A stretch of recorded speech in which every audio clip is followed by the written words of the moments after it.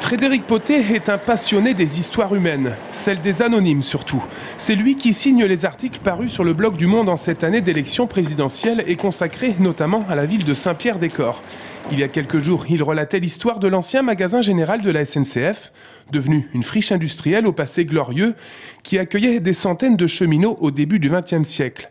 Un blog qui se fait l'écho de chroniques sociologiques ou urbaines, d'anecdotes humaines, bref, d'histoires de la cité. L'idée, c'est vraiment de raconter la vie des Français, donc de s'intéresser à leurs préoccupations, à leur quotidien, à leurs projets, à leurs angoisses, etc. Et dans une ville comme Saint-Pierre-des-Corps, par exemple, qui est un tout petit territoire, puisqu'il y a 16 000 habitants, on se rend compte qu'il y a une matière humaine absolument formidable et que finalement ici, on peut raconter plein d'histoires qui en disent long à la fois sur la société française, sur le monde dans lequel on vit d'une manière plus générale. En ce jeudi 2 février, Frédéric Pottet et Karim El Hadj, vidéastes, sont au CFA bâtiment de Saint-Pierre-des-Corps. Le 30 octobre dernier, le blog consacrait un portrait de Sophie, titulaire d'une licence d'histoire de l'art et aujourd'hui apprentie en CAP charpente.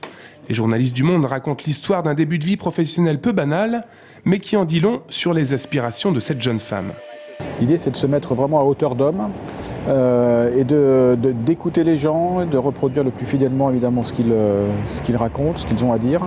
En fait, c'est de l'empathie, quoi, tout simplement. Hein. C'est donc on réinvente pas grand-chose finalement, puisque là, on retourne à certaines bases du journalisme qui nous disent qu'il faut souvent aller écouter les gens de base. Et je dis ça sans que ce soit péjoratif dans ma bouche.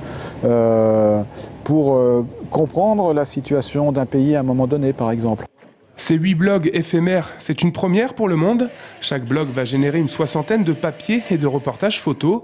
Quant au documentaire vidéo tourné aujourd'hui au CFA de Saint-Pierre, il prendra forme en juin sur le blog par un web docu rétrospectif des rencontres faites tout au long du projet dans les 8 villes françaises.